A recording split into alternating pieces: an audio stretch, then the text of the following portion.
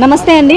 ముఖ్యంగా ఇక్కడికి విచ్చేసిన మీడియా మిత్రులందరికీ కూడా చాలా చాలా థ్యాంక్స్. నేను నిజంగా ఎక్స్పెక్ట్ చేయలేదు మీరు ఇంతమంది వస్తారు అని. నేను ఏం మాట్లాడాలని ప్రిపేర్ అవ్వలేదు, కానీ there is a pain in my heart. So almost ఇప్పటికి ఒక 14 రోజులు అవుతుంది ఇన్సిడెంట్ జరిగి. కానీ నేను హ్యూమన్ రైట్ కమిషన్కి అలాగే ఉమెన్ కమిషన్కి కంప్లైంట్ చేసి కేస్ నెంబర్ వచ్చే వరకు వెయిట్ చేయడం జరిగింది. At the same time Sankranti holidays కూడా రావటం వల్ల దీనికి కొంచెం టైం తీసుకోవాల్సి వచ్చింది నేను. అండ్ నాకు కూడా నా మానసికంగా నేను చాలా పెయిన్, డిప్రెషన్ నా ఫేస్లో కూడా తెలుస్తుంది. ఐమ్ నాట్ వెల్ అసలు.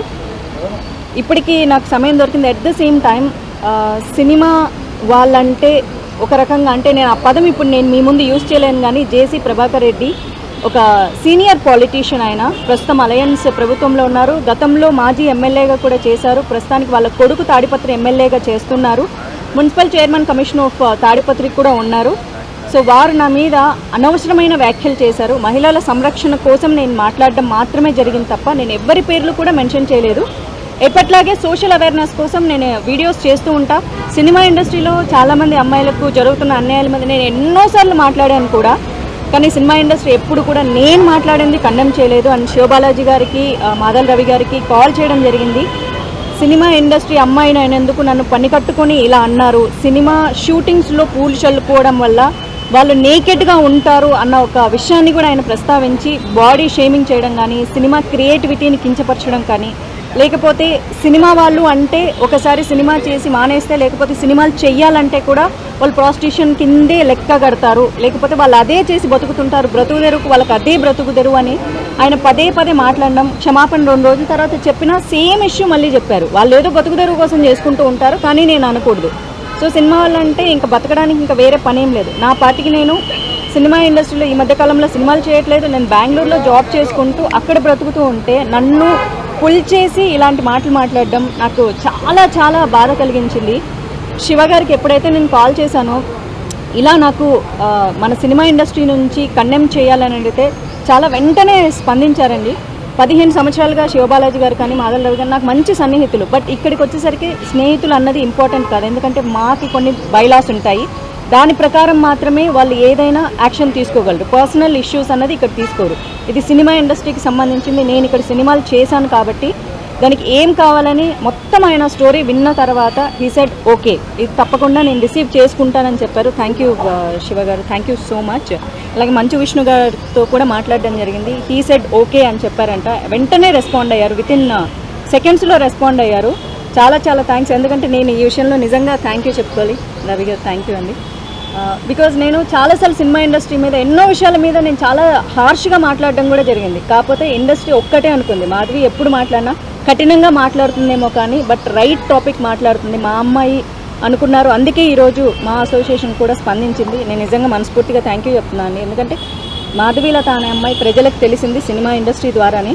ఆ రెస్పెక్ట్ నాకు ఎప్పుడు ఉంటుంది. ఈ రోజుకి నేను ఈవెంట్లు చేయగలుగుతున్నా, డిజిటల్ యాడ్స్ చేయగలుగుతున్నా కేవలం సినిమా ఇండస్ట్రీ వల్లే. నాకు మనీ వస్తుంది, నేను బతుకుతున్నాను. జాబ్ ఉన్నా ఇది కూడా నాకు బ్రతుకు తెరువుకు నాకు చాలా అవసరం అవుతుంది. ఇలాంటి రంగంలో నేనున్నందుకు ఎప్పుడు నేను ప్రౌడ్ ఫీల్ అవుతాను. రంగులేసుకునే వాళ్ళని అవమానిస్తున్నా సరే మేము ఇంకా వేరే రంగాల్లోకి వెళ్ళి పాలిటిక్స్లోకి వెళ్ళాను. పాలిటిక్స్లోకి వెళ్ళింది సినిమా రంగం ఇచ్చిన గుర్తింపు నాకు ఇంకా ఎక్కువ గుర్తింపు తీసుకొచ్చింది. ఈరోజు ఇంతమంది మీడియా మిత్రులు వచ్చినా, లేకపోతే అలాంటి సీనియర్ పొలిటీషియన్స్ కామెంట్ చేస్తున్నారన్నా నాకంటూ ఒక గుర్తింపు ఉండడం వల్లే.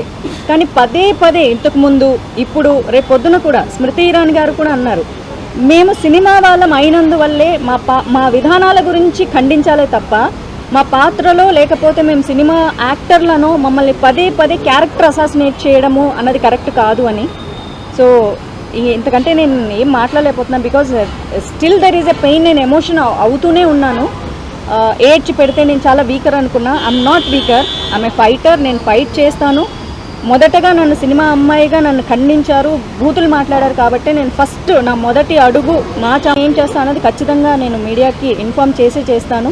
I fight for justice. నాకు ఇలాంటి మాటలు నన్నే కాదు, ఫర్దర్గా ఏ అమ్మాయిని కూడా సినిమా ఇండస్ట్రీలో బయటికి వెళ్ళి పని చేసుకోవడానికి మాకంటూ గౌరవం కావాలన్నదే నా ముఖ్య ఉద్దేశం. అంతకంటే ఇంకేమీ లేదు. మాధవీలత గారు ఇప్పుడు ఈ సిచ్యువేషన్లో ఏం ఫేస్ చేస్తున్నారో వెరీ సారీ ఫర్ దట్. ఎందుకంటే ఒక మారల్ సపోర్ట్గా చెప్పగలుగుతాం తప్ప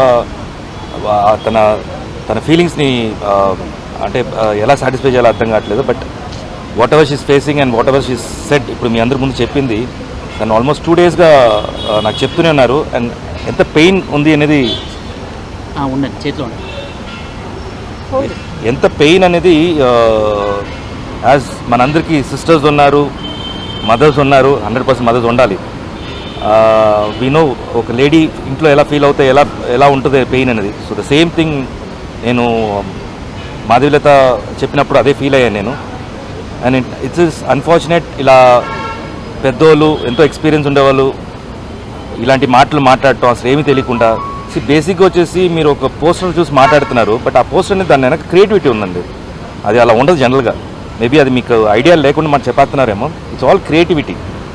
ఇప్పుడు ఏదైనా ఒక పోస్టర్లో కానీ లేకపోతే ఒక ఫేస్ దీంట్లో స్కార్స్ కానీ అది నిజంగా ఉండవు, అవన్నీ మేడప్ అవి. సో ఫస్ట్ బేసిక్గా నేను ఎక్కువ డీటెయిలింగ్ వెళ్ళట్లేదు, ఎందుకంటే నిజంగా కొన్ని మనం మాట్లాడి కూడా చాలామంది పిల్లలు కూడా చూస్తుంటారు ఛానల్స్ని. సో నేను కొంచెం లిమిటెడ్గా మాట్లాడుతున్నాను. అండ్ నాకు ఎప్పుడు అనిపిస్తుంది ప్రతి ఒక్కసారి పొలిటీషియన్స్ డిఫరెంట్ పార్టీస్ ఉన్నాయి, మీరు ఒకరు వచ్చేసి అట్ లాస్ట్ మీరు జనాల కోసమే మాట్లాడతారు అంటారు, కానీ ఎక్కువగా వెళ్ళిపోయి పర్సనల్ లైఫ్కి వచ్చేస్తున్నారు. అదేంటో తెలియట్లేదు. అది ఒక నాకు తెలిసి 12 yearsగా స్టార్ట్ అయింది. అది ఎక్కువ పర్సనల్ అటాక్స్కి వెళ్ళిపోతున్నారు అండ్ సినిమా ఇండస్ట్రీకి మీదకి వచ్చేస్తున్నారు. బేసిక్గా నేను ఒకటి ఎప్పుడు ఏమనిపిస్తుంది అంటే, మా ఆర్టిస్టుల గురించి మాట్లాడేటప్పుడు, అంటే మా ఆర్టిస్టు పాలిటిక్స్ ఫీల్డ్ ఎంటర్ అయినప్పుడు వాళ్ళ గురించి మాట్లాడేటప్పుడు ఎంతోమంది ఆర్టిస్టులు పొలిటీషియన్స్ అయ్యారు, బట్ ఒక పొలిటీషియను నోన్ ఆర్టిస్ట్గా అవ్వాల. సో మా ఇండస్ట్రీ ఇంకా టఫ్ మీ పాలిటీషియన్స్కి ఇక్కడ, ఎందుకంటే ఒకరొకరు తిట్టేస్తే పాలిటిక్స్ అయిపోతుంది. అది దట్స్ పాలిటిక్స్ ఈ రోజుల్లో. నిజంగా జరుగుతుందా, వర్క్ జరుగుతుందా, లేకపోతే వచ్చేసి మా జనాలకి మనుషులు జరుగుతుందని పక్కన పెట్టేస్తే ఒకరొకరు తిట్టుకోవటం మాత్రం ఎక్కువ అయిపోతుంది ఆన్ కెమెరా. సో బేసిక్గా మాకు కెమెరా ముందు నటించడం వచ్చు, బట్ జనరల్గా వచ్చేసి బయటగా నటించడం అనేది మీ దగ్గర నుంచి నేర్చుకోవాలి మేము. సో ప్లీజ్ మా జోలికి రావద్దు, మిమ్మల్ని రిక్వెస్ట్ చేసుకున్నాను అంతే. మీకు పార్టీ రకంగా లేకపోతే పాలిటిక్స్ రకంగా మీరు ఏమైనా మాట్లాడుకుని కానీ ఇండస్ట్రీని లాగొద్దు. దీంట్లో ఇండస్ట్రీ అమ్మాయిల్ని ప్లీజ్ లాగొద్దు. బికాస్ బతుకుతారం ఏమో అన్నారు, కానీ వాళ్ళు నిజంగా వచ్చేసి ఎంతో పెయిన్ఫుల్గా ఇండస్ట్రీలో లోపల వచ్చి ఆ తెర మీద వాళ్ళ ఫేస్ రావాలంటే దాని మీద ఎంతో కష్టం ఉంటుంది, డెడికేషన్ ఉంటుంది. అంత ఈజీ కాదు. సేమ్ మొగాలు కూడా అంతే. It's not only the passion, this lot of time, lot of ఏం చెప్పాలి, అంటే మీకు టెక్నికల్గా చెప్పాలంటే ఆడిషన్స్ అని అంటారు అండి. ఆడిషన్స్ ఎన్నో పొద్దు నుంచి నైట్ దాకా వచ్చేసి ప్రతి ఆఫీస్కి వెళ్తేనే ఆ గుర్తింపు ఎవరో ఒకరు గుర్తిస్తారు. So it's not that easy. So please మీ అందరికి రిక్వెస్టే, ప్రతి ఒక్కరికి నేను ఇండివిజువల్గా చెప్పట్లే, ప్రతి ఒక్కరికి రిక్వెస్ట్ చేస్తున్నాను, ఇండస్ట్రీ జోలికి రావద్దు please. Thank you so much. Sorry, main ఇదేంటంటే ఇప్పుడు మాధవీలత గారు కొంచెం కంప్లైంట్ లెటర్ ఇచ్చారు. మా ప్రొసీజర్ ఏంటంటే ఇప్పుడు మేము ఈసీ మీటింగ్ కండక్ట్ చేసుకోవాలి. సో ఈసీ మీటింగ్ ఇది ఎమర్జెన్సీ కాబట్టి మేము ఒక ఈసీ మీటింగ్ కండక్ట్ చేసుకొని విష్ణు గారు మేము కమిటీ మెంబర్స్ అందరూ కూర్చొని మాట్లాడుకొని దీన్ని మాకు ఈవెన్ ఈ కమిటీ ఉంది, మాకు వచ్చేసి డిసిప్లినరీ కమిటీ ఉంది. డిసిప్లినరీ కమిటీ వాళ్ళ ఒపీనియన్ కూడా తీసుకొని మేము ముందుకు వస్తాం. Thank you. అందరికీ నమస్కారం. నాకు 3 రోజుల క్రితం మాధవీలత గారు ఫోన్ చేయటం జరిగింది. అలాగే శివబాలాజీ గారు కూడా ఫోన్ చేసి చెప్పారు ఇలా మాధవీలత గారిపై జరిగిన ఇన్సిడెంట్ పైన. దానిపై మంచు విష్ణు గారితో కూడా మాట్లాడటం జరిగింది. ముందుగా చెప్పాలనుకుంది ఏంటంటే, మూవీ ఆర్టిస్ట్ అసోసియేషన్లో there is a women protection cell. ఎందుకంటే మూవీ ఆర్టిస్ట్ అసోసియేషన్లో ఉన్న మహిళలందరికీ మేము అండగా ఉంటామని ఒక సీరియస్ ఉమెన్ ప్రొటెక్షన్ సెల్ ఉంది. ఎందుకంటే ఇవాళ అసోసియేషన్లో మహిళలు వర్క్ ప్లేస్లో యాక్ట్ చేస్తున్నారు. వాళ్ళు ఎంతో కష్టపడి పాపం వాళ్ళ జీవితాలను పణంగా పెట్టి వాళ్ళు యాక్ట్ చేస్తున్నారు, జనంలోకి వెళ్తున్నారు. మరి అటువంటి వారిపైన ఎటువంటి దాడిని కూడా మేము మూవీ ఆర్టిస్ట్ అసోసియేషన్ తరఫు నుంచి ఖండిస్తాం. అలాగే మూవీ ఆర్టిస్ట్ అసోసియేషన్లోని మహిళలందరికీ అండగా ఉంటుంది. అలాగే మాధవీలత గారిని ఆ రోజు నేను రిక్వెస్ట్ చేశాం, ఛాంబర్లో కూడా వారు కంప్లైంట్ ఇచ్చారు. అలాగే అన్ని ఇండస్ట్రీలోని అన్ని సంఘాల్లోనూ వారు కంప్లైంట్ ఇవ్వటం జరిగింది. తప్పనిసరిగా, ఎందుకంటే ఈ మధ్య మేము చూస్తున్నాం, మాకు చాలా బాధాకరంగా ఉంది. ఇండస్ట్రీలో చాలా వ్యక్తుల పైన ఈ యూట్యూబుల్లో రాంగ్ ప్రచారాలు, అంటే నిజం గడప దాటేలోపే అబద్ధం ఊరంతా తిరిగేసి వస్తుంది. అది వాళ్ళ వ్యక్తిగత జీవితాలని పాడు చేస్తున్నాయి. ఎంతోమంది గురించి చనిపోయారని కానీ, సో ఇటువంటి దాళ్ళు మహిళలపై ఉండకూడదని మూవీ ఆర్టిస్ట్ అసోసియేషన్ ఇప్పుడు వారు ఇచ్చిన కంప్లైంట్ని మాకు వీ హ్యావ్ ఏ కమిటీ. ఈ కమిటీలో మొత్తం committee members, office bearers, committee members అందరూ చర్చించి దీనిపైన the entire committee will take a decision and we all say that we will stand by all the women in movie artist association. And మీరేం కంగారు పడొద్దమ్మా, there is a women protection cell not only in movie artist association but the industry, film industry as a movie artist industry as a women protection cell. So తప్పనిసరిగా ఇండస్ట్రీలో కష్టపడే మహిళలకి అండగా ఉంటారని చెప్తూ సెలవు ధైర్యాన్ని చెప్తున్నాను. నేను మా అసోసియేషన్ స్థాపించబడింది ఆడ కళాకారులైనా మగ కళాకారులైనా ఎవరైనా సరే మాలో ఉన్న సభ్యులకు ఎప్పటికీ మేము అండగా ఉంటూ వాళ్లకు ధైర్యాన్ని చెప్తూ ముందుకు వస్తాం. ఇకపోతే బయట పెద్ద నాయకులు వాళ్ళు వీళ్ళు కళాకారులను కించపరిచే విధంగా, ముఖ్యంగా ఆడ కళాకారులను కించపరిచే విధంగా ఏదేదో దుర్భాషలు ఆడుతున్నారు. మీకు ఫ్యామిలీ ఉంది, పిల్లలు ఉన్నారు, వాళ్లకు ఫ్యామిలీ ఉంది, పిల్లలు ఉన్నారు. మీరు ఒక మాట నవ్వుతూ అన్నా అది ఒక అద్దం లాంటి ఆ మనసు మీద రాయి వేసినట్టుగా ఉంటుంది. గుర్తుంచుకొని మాట్లాడండి. ఏదో మాట్లాడేద్దాము, మనకన్నా చిన్నవాళ్ళు, ఆడవాళ్ళు, సినిమా వాళ్ళని తక్కువ చేయకండి. సినిమా వాళ్ళు సీఎం అయ్యారు, జయలలిత గారు ఎంపీ అయ్యారు, జమున గారు లేడీసు, అన్న నందమూరి తారక రామారావు గారు 9 నెలలలో తెలుగు మొత్తం 2 రాష్ట్రాలు తిరిగి ఆంధ్రప్రదేశ్లో 105 సీట్లతో మొనగాడుగా 9 నెలల్లో సీఎంగా ప్రమాణ స్వీకారం చేశారు. అలాంటి మహానటులు ఉన్న ఇండస్ట్రీ ఇది. మీరు నేను అనొచ్చు మిమ్మల్ని, కానీ మేము అనము. మీరు ఒక మంచి మార్గంలో నడవండి, మంచిగా చూడండి. మన శివబాలాజీ గారు చెప్పినట్టు రాజకీయ నాయకులు సినిమా యాక్టర్లు కాలేరు. సినిమా యాక్టర్లు రాజకీయ నాయకులు దేశాన్ని ఏలుతారు. ఇప్పుడు ఏలే వాళ్ళలో చాలామంది మన సినిమా ఆర్టిస్టులు, హీరోలు, పవర్ స్టార్లు, సూపర్ స్టార్లు ఉన్నారు. అది గుర్తుపెట్టుకోండి. మీరు మాట్లాడి గెలక్కండి ఆర్టిస్టులను. దయచేసి మీరు ఏదైనా మాట్లాడంటే వాటిని రివర్స్ తీసుకొని క్షమాపణ కోరుకోండి. లేదా మేము ముందుకు వస్తూనే ఉంటాము. రేపు పొద్దున మీటింగ్లో ఇవన్నీ పెట్టి ఎవరితో ఏం మాట్లాడాలో, ఏ విధంగా ముందుకు పోవాలో మేము ఆలోచిస్తాం మా కమిటీ ద్వారా. మాధవీలత గారు, तुम संघर्ष करो, हम तुम्हारे साथ है, सारी इंडस्ट्री तुम्हारे साथ चलेगी. हम आपके भाइया है, आपके मदद करने वालों में से है. जिसको बोले उसको आके 2 मुँह में बकते रहे అంటే ఏది నోటికి వస్తే అది మాట్లాడుతున్నారు. అది తప్పు తప్పు తప్పు. ఇది పద్ధతి కాదు.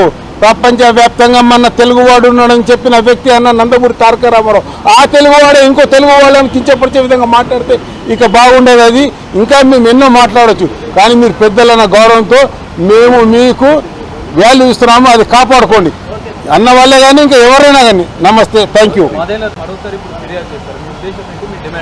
మరోసారి ఫిర్యాదు చేయలేదని సరే అమ్మా. ఇప్పుడు నేను మిమ్మల్ని తిట్టినా మీడియా ముందు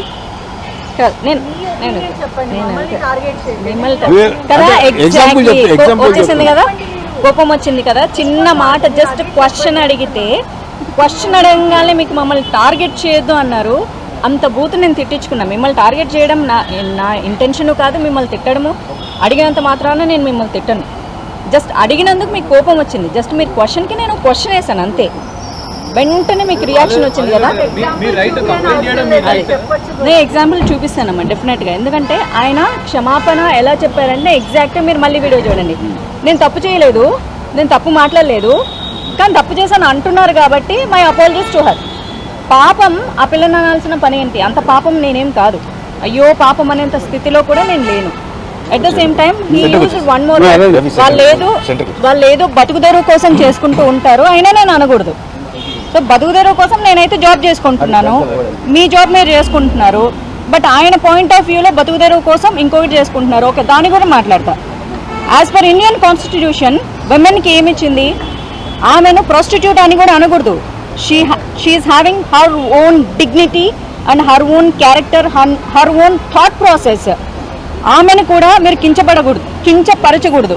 మహిళ ఎవరైనా మహిళే. మీ జీవితాల్లోకి వచ్చి నాశనం చేయనంత వరకు ఆమె డిగ్నిటీకి మీరు రెస్పెక్ట్ ఇచ్చి తీరాలి. కాబట్టి ఆయన అపాలజీస్ని నేను యాక్సెప్ట్ చేయట్లేదని నా సోషల్ మీడియా ద్వారా నేను తెలిపాను. Because I'm deeply hurt.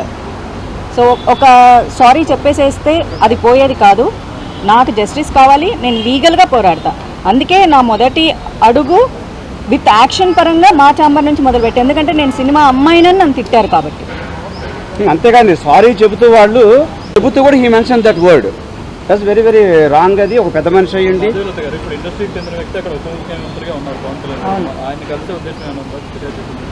నేను నెక్స్ట్ ఇది మొదటి అడుగు అన్నాను కదండి, దాని తర్వాత ఖచ్చితంగా ఉంటుంది. చర్యలు లీగల్గా తీసుకోవాలండి. నేనేం చర్యలు తీసుకోను. లీగల్గా నేను ఖచ్చితంగా ప్రొసీడ్ అవుతా. మొట్టమొదటిగా నేను మీడియాకి ఇన్ఫామ్ చేస్తాను.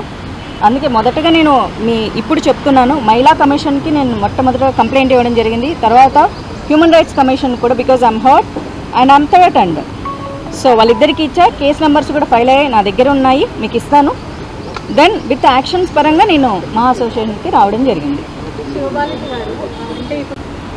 మా అసోసియేషన్ని బ్లేమ్ చేయలేదండి. తను ఇలా కంప్లైంట్ ఇచ్చాము, వై నాట్ యాక్షన్ అనేసి ఏదో పెడుతున్నారు వాళ్ళు. దాంట్లో క్లారిటీ లేదు. మీరు వచ్చి మా దగ్గర క్లియర్ కూర్చొని మాట్లాడితే తప్ప నాకు ఆ ఇష్యూ గురించి ఏంటి తెలీదు. లేదు, అది మేము సీరియస్గా తీసుకోవట్లేదు. వేరే పనులు ఇప్పుడు డైరెక్ట్గా వచ్చేసి ఇప్పుడు మాధవీలత గారు వచ్చారు కాబట్టి ఇది ఒక ఇష్యూ. ఇంకా లేని ఇష్యూస్ ఉన్నాయి, వాటి మీద కాన్సన్ట్రేట్ చేస్తున్నాం. ఇప్పుడు లేని దాన్ని మేమే వెతుక్కొని వెళ్ళి మా మీద కంప్లైంట్ వేస్తారు, మేము మీద కంప్లైంట్ వేస్తాం. మీరే చెప్పారు కదా, నేను చెప్పానని. మళ్ళీ చెప్పాలంటే మళ్ళీ చెప్తాను. నేను ఎప్పుడు ఇవ్వలేదు, మాకు కంప్లైంట్ ఇవ్వలేదు. మాధవీలత గారు ఇలా ఇచ్చారండి, అలా పూనం కౌర్ గారు ఇచ్చి దీనికోసం మాట్లాడాలి. ఆవిడే మాట్లాడుకుంటుంది. అది మాధవీలత గారు కొద్ది రోజుల నుంచి సినిమాలకు దూరంగా ఉన్నారు. ఆమె మాలో మెంబర్గా కొనసాగుతున్నారా? తను ఇప్పుడు అడ్రస్ చేసింది వచ్చేసి as an industry women. So దానికి మేము సపోర్ట్, అందుకనే మేము వచ్చేసి ఈసీ మీటింగ్ పెట్టి మాట్లాడాలనుకుంటున్నాము. So that is going to be our next action. At the same time అండి, ఈ సినిమా క్రిటిక్స్ అనే పేరు పెట్టుకొని చాలామంది యూట్యూబుల్లో నోటికి వచ్చిన బూతులు పెడుతున్నారు. చూస్తూనే ఉన్నా, చాలామంది హీరోలని, చాలామంది హీరోయిన్లని. When it comes to me, ఎందుకంటే ఇప్పుడు నాది సమస్య, నాకు పెయిన్ ఉంటుంది. వేరే వాళ్ళని తిట్టినప్పుడు నాకు కోపం వస్తుంది, కానీ నన్ను తిట్టినప్పుడు నాకు ఇంకా బాధ వస్తుంది. ఈ అమ్మాయిని ఈ మాటే కాదు, ఈ అమ్మాయిని కూడా దాన్ని ఈ మాటే కాదు, ఇంతకంటే ఇంకా ఏదైనా పెద్ద బూత్ ఉంటే అది తిడితే చాలా బాగుంటుంది, చెప్పు తీసుకొని కొడతామని ఈ సినిమా క్రిటిక్స్ అనే పేరుతో చాలామంది ఆడవాళ్ళు, చాలామంది మగాళ్ళు బతికేస్తున్నారు. సో అది కూడా అసలు కరెక్ట్ కాదండి. ఇక్కడ సినిమా క్రిటిక్స్ అంటే సినిమా ఇండస్ట్రీని హెల్తీగా క్రిటిసైజ్ చేయాలి తప్ప సినిమా వాళ్ళని అమ్మనా బూతులు తిడితే వాళ్ళు ఎప్పటికీ సినిమా క్రిటిక్స్ అవ్వరు. పక్కన పేరు పెట్టుకున్నంత మాత్రాన they can't be official. So ఇదొక్కటి నేను చెప్పాలనుకుంటున్నా. సో వాళ్ళ మీద కూడా లీగల్ యాక్షన్స్ తీసుకోవాలని అనిపించినా తీసుకొని వాళ్ళని హీరోలని, హీరోయిన్లని చేయదలుచుకోవట్లేదు కాబట్టి ప్రస్తుతానికి వదిలేస్తున్నా. బట్ రేపొద్దున నా గురించి ఇంకొక మాట మాట్లాడితే కనుక డెఫినెట్గా చాలా పెద్ద సీరియస్ యాక్షన్ లీగల్గా తీసుకుంటానని చెప్తున్నాను.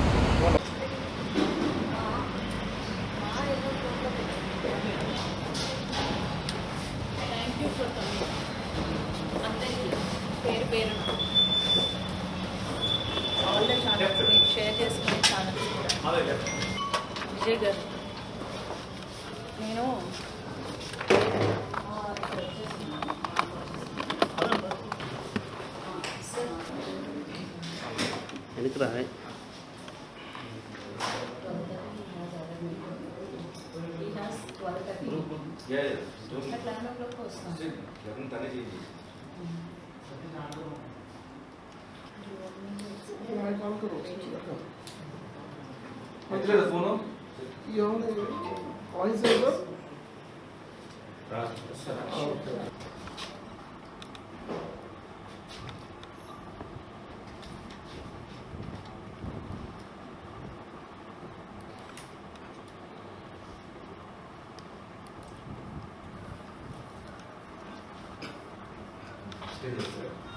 నైట్ ఈవెంట్కి ఉమెన్ కోసం ఒక సేఫ్టీ కాల్ ఇచ్చాను. Just safety